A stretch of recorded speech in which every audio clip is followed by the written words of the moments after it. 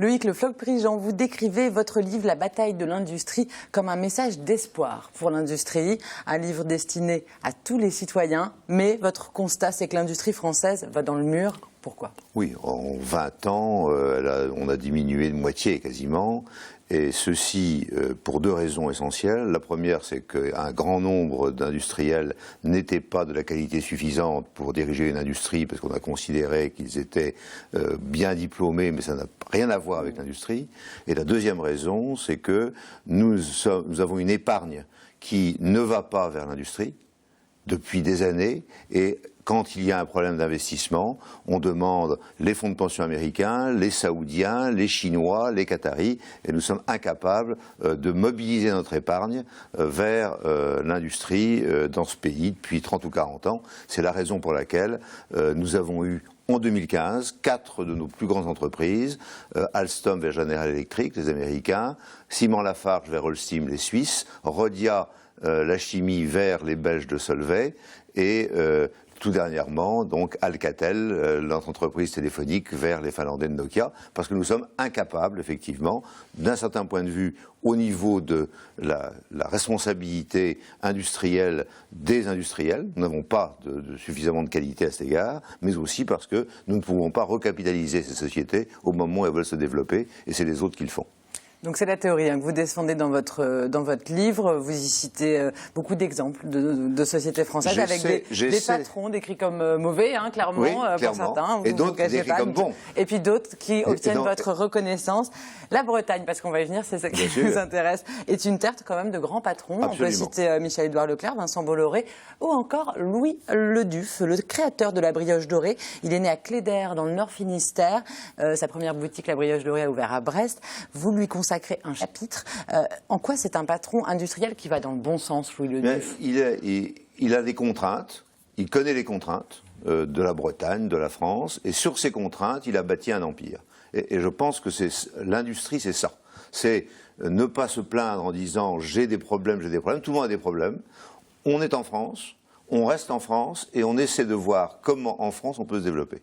Et c'est ce qu'a fait Louis, et je pense que c'est un bon exemple. Son siège social de la brioche dorée est à Rennes. Son siège est à Rennes, oui, il est resté en Bretagne. D'autres ont fait le choix, comme Yves Rocher, que je cite également, à partir de Gassilly, et son petit-fils, lui, se réinstalle à Issy-les-Moulineaux, près de Paris, mais enfin, il reste avec un pied en Bretagne. Mais il y a énormément de Bretons qui ont fait des choses importantes. Alors pourquoi? Parce que effectivement, nous sommes résilients, c'est-à-dire qu'on prend des coups sur la tête, mais on essaie de survivre.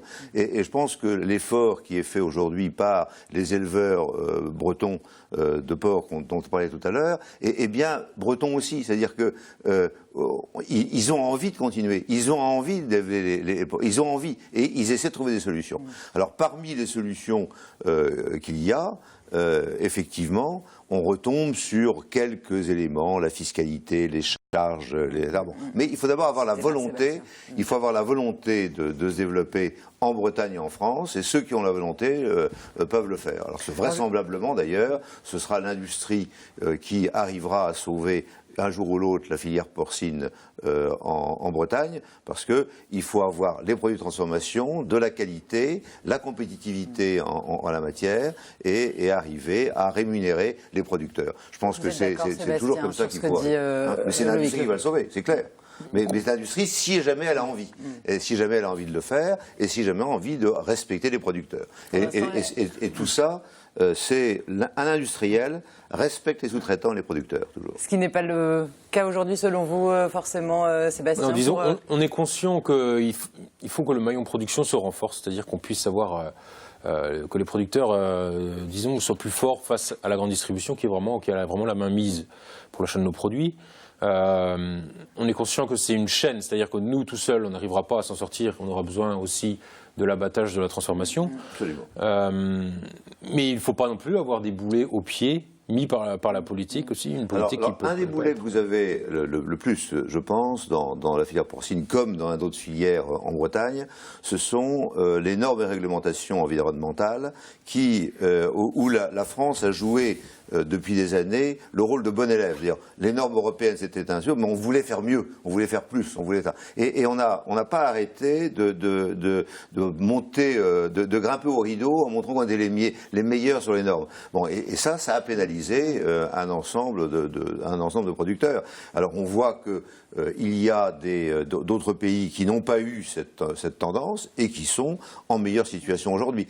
Il n'en reste pas moins que les industriels doivent prendre conscience du fait que s'ils veulent que la vie se maintienne dans les régions et en Bretagne comme dans le reste de la France, il faut qu'ils respectent les producteurs de façon à ce que, ayant augmenté la qualité des produits, on ait un produit traçable et vendable sous une étiquette produit en Bretagne, produit en Alsace, produit en Vendée. Enfin, je n'ai pas fait mon livre uniquement pour la Bretagne, madame. Mais c'est ça, c'est ça qui veut faire. Et vous défendez l'importance de développer et garder les entreprises en région. Vous utilisez même le slogan du régionaliste Christian Troadec, vivre et travailler au pays. Est-ce qu'il est réaliste ce slogan lors de la mondialisation? Complètement réaliste, et j'ai le même slogan lorsque je vais en Vendée, en Alsace, dans le Lyonnais, dans le Bordelais. C'est-à-dire que les gens ont envie et ils peuvent, si jamais il y a ce respect mutuel entre le producteur primaire et le transformateur. Et j'engage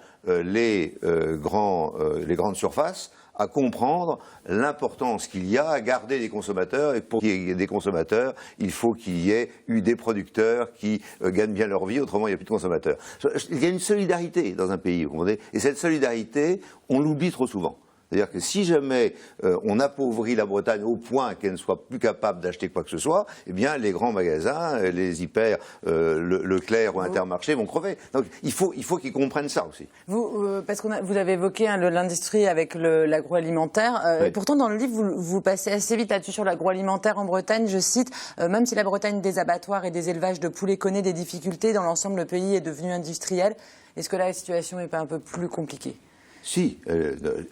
Nous sommes un pays, nous sommes en Bretagne. Enfin, attention maintenant quand on dit que les Corses disent la France est un pays ami, on va essayer de faire du régionalisme sans territoire breton.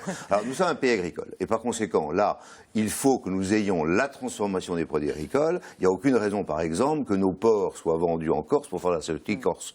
Il n'y a pas de raison. Si jamais on doit les transformer, il faut les transformer en Bretagne. Bon, mais nous sommes devenus un pays industriel également, c'est-à-dire que nous avons eu la téléphonie avec Alcatel, nous avons les matériaux qui ont été développés grâce aux bateaux et grâce à l'ensemble de l'Orient. Donc nous sommes devenus un territoire industriel tous azimuts.